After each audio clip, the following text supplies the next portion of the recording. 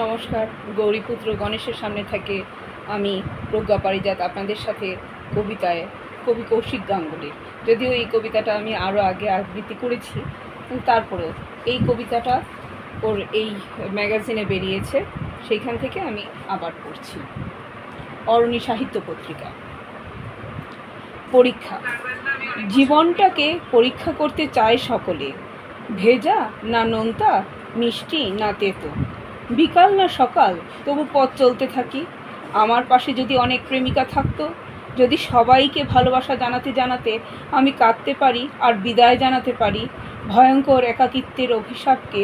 দেখো নীল আকাশের কোণে কালো মেঘের ছায়া, দেখো উত্তরের দিক থেকে একটা ঝড়ের পূর্বাভাস, ঈশান কোণ কিন্তু রোদ ঝলমলে হাসি, মসজিদে আজান আর মন্দিরের ঘণ্টাধ্বনি, আর আমি যিশুর ছবির পায়ের তলায় বসে ভালোবাসার কথা বলে চলেছি মোবাইলে। কোনো অজানা নারীর সাথে, যাকে চোখে দেখিনি, তবুও ভালোবেসেছি। ভালোবাসার তো কোনো ম্যাপ নেই, নেই কোনো সীমানা যে বলবে ওই শিমুল গাছটা অবধি যেতে পারো।